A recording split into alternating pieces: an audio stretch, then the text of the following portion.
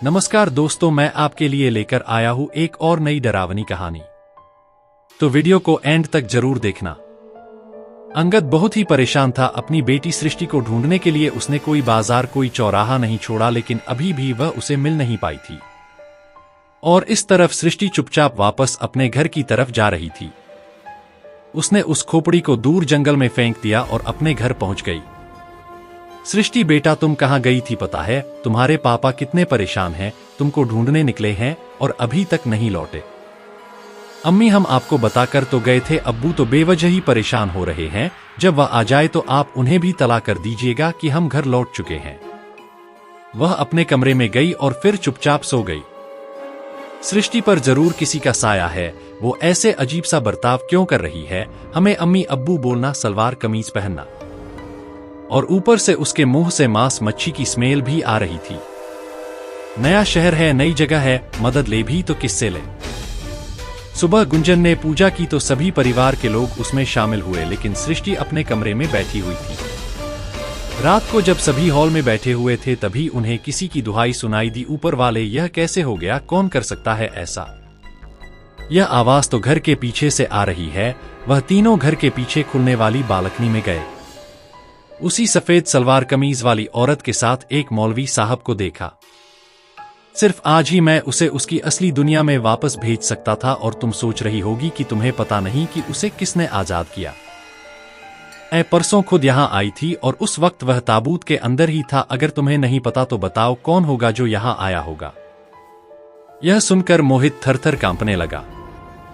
मोहित, क्या हुआ बेटा, तुम इतने डरे हुए क्यों हो? मम्मी, सृष्टि दीदी और मैं इस घर के अंदर गए थे और वहां पर हमारे साथ बहुत अजीब और डरावना सा हुआ था।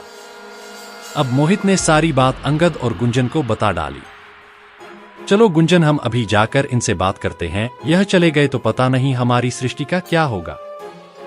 अंगद के कहने पर वो तीनों ही घर के पीछे वाली उस कोठी पर गए। वो मौलवी साहब और वो औरत वहीं पर खड़े थे।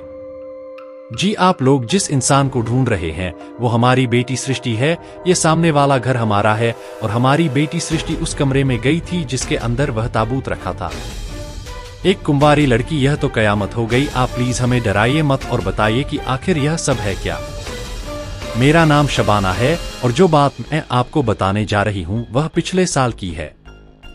मैं यहाँ पर मेरे परिवार के साथ रहती थी। मेरे शौहर साजिद और मेरी एक बेटी सना हमारी इकलौती बेटी थी, इसलिए वह बहुत लाडली थी। वह बेहद खूबसूरत थी और उसके बाल भी बहुत लंबे थे। शाम होने पर रोजाना वह अपने बालों को खुला रखकर सामने वाले बाग में टहलने जाती थी।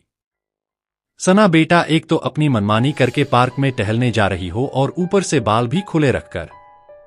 कुंवारी खूबसूरत और लंबे बाल वाली लड़कियां अगर शाम के वक्त अकेले में घूमने निकले तो उन पर इफत आशिक हो जाता है। अब ये इफत कौन है अम्मी?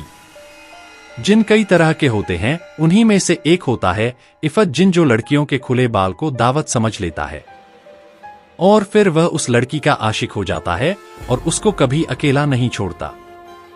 अम्मी, हम अभी थोड़ी देर में आ रहे हैं, सही सलामत कुछ नहीं होगा हमें। वह अकेले घूमने निकली और 2 घंटों के बाद घर लौटी, लेकिन वह पहले से बहुत बदल चुकी थी। वह अकेले ही 5 आदमियों का खाना खाती थी, किसी से ज्यादा बात नहीं करती थी, कमरे में अकेले बंद रहती थी और अपने आप से ही बातें किया करती थी। एक दिन हमने इन मौलवी साहब को बुलवाया और इन्होंने सना के ऊपर से इफत जिन के साई को हटाया।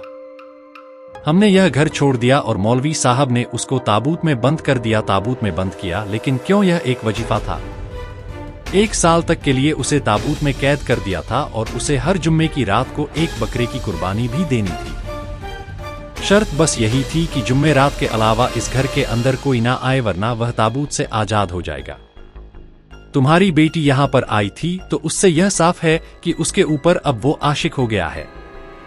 लेकिन अगर वो एक जिन है तो वह अभी तक एक लड़की की तरह ही क्यों बर्ताव कर रहा था? वह सिर्फ अपनी पहचान छिपाने के लिए ऐसा कर रहा है और वह चाहता है कि जो भी सृष्टि के नजदीक है उसको पता ना चले कि सृष्टि पर उसका साया है। बाबा, हमें बताइए कि अब हम सृष्टि को कैसे आजाद कराएंगे? इस तरफ सृष्टि अपने कमरे में बैठी हुई थी, तभी खिड़की पर किसी ने दस्तक दी। सृष्टि उठी और उसने खिड़की खोली तो एक लड़का सामने खड़ा था। हेलो, मेरा सरप्राइज कैसा लगा? वो बस उसे अजीब तरह से देखे जा रही थी। वो लड़का खिड़की के रास्ते से अंदर आया। अरे तुम तो मुझे ऐसे देख रही हो जैसे जानती ही नहीं हो। जानती हो कितने दिन हो गए तुम्हें गले लगाए हुए। उसने झट से सृष्टि को गले लगा लिया। यह क्या बदतमीजी है आपकी, आप हमें इस तरह नहीं छू सकते। अरे मैं तुम्हारा सुशांत हूं, क्या हो गया है तुम्हें। तभी सृष्टि के ठीक पीछे उसे वही इफत जिन खड़ा नजर आया जो अपनी भयानक आंखों से सुशांत की तरफ देख रहा था। अचानक से इफत जिन सृष्टि के शरीर के अंदर समा गया और उसने सुशांत को गले से लगा लिया। गले लगते ही सुशांत की पसलियां चटकने लगी और उसकी चीख घर के बाहर तक गूंज गई। अरे यह किसकी चीख है, जल्दी चलो। अब ये सभी लोग एक साथ घर के अंदर पहुंचे। वहां का मंजर देखकर इन सभी का दिल दहल उठा, आंखें खौफ से फटी की फटी रह गई। सुशांत की लाश बहुत बुरी हालत में जमीन पर पड़ी हुई थी और सृष्टि आराम से पलंग पर बैठी हुई हंसी जा रही थी। छोड़ दे इस लड़की को, इफत यह कहते हुए मौलवी साहब ने अपने झोले से एक हरे पानी की बोतल निकाली और उस हरे पानी से उसके बेड के चारों तरफ गोला बना दिया।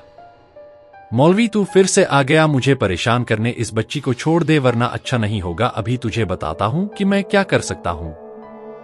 यह कहते हुए सृष्टि ने आंखें बंद करके कुछ आयतें पढ़ी और वो बेड पर अपने आप हवा में ऊपर उठकर उस घेरे से बाहर निकल गया। मैं तो चला। वो तेजी से वहां से निकल गई। उस कोठे के अंदर उसको कैद करने वाला ताबूत रखा है। अगर उसने उस ताबूत को जला दिया तो हम उसे कभी भी सृष्टि से अलग नहीं कर पाएंगे। जल्दी से वहां जाकर उसे रोको। वह सभी अब भागकर उसी कोठी में पहुंचे, लेकिन वहां अजीब तरह का सन्नाटा छाया हुआ था। वो यहीं कहीं है, यहीं कहीं छिपी होगी। सभी ने एक साथ देखा तो ऊपर छत पर सृष्टि किसी छिपकली की तरह चिपकी हुई थी।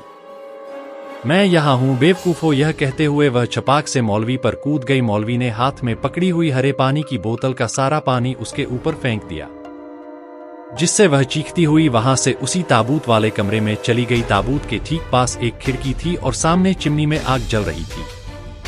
अब देखो, मैं इस ताबूत को तुम्हारी आंखों के सामने खत्म कर दूंगा और उसके बाद तुम में से कोई मेरा कुछ नहीं बिगाड़ पाएगा। यह कहते हुए उसने चिमनी से एक जलती हुई लकड़ी उठाई। तभी जोरों की बिजली कड़की और बाहर बारिश शुरू हो गई। वह उस जलती लकड़ी को लेकर ताबूत की तरफ बढ़ने लगी। मैं तुझे ऐसा नहीं करने दूंगा। मौलवी साहब ने कुछ आयतों को पढ़ना शुरू किया। बंद कर इसे पढ़ना। उसने ताबूत के अंदर आग लगा दी और जोर जोर से हंसने लगी। तभी अंगद ने पास ही बनी खिड़की खोल डाली और उसके कमरे के अंदर तेज तूफानी हवाएं और बारिश का पानी भी आने लगा। ताबूत में लगी आग पूरी तरह से बुझ गई। वह तेजी से मौलवी की तरफ झपटना चाहती थी, लेकिन तभी मौलवी साहब बोले, अब वजीफा पूरा पढ़ा जा चुका है। जिन की दुनिया के पहरेदार, इसे वापस इसकी दुनिया में ले जाओ, इसके इरादे ठीक नहीं है। ताबूत के अंदर से सफेद रोशनी निकलने लगी, जिसे देखकर सृष्टि के अंदर बसा इफत चीख उठा, नहीं मैं कहीं नहीं जाने वाला। दो लंबे सफेद हाथ ताबूत से बाहर निकले और उन्होंने सृष्टि के कंधों को पकड़ लिया। दोस्तों, अगर कहानी अच्छी लगी हो तो चैनल को सब्सक्राइब कर लेना।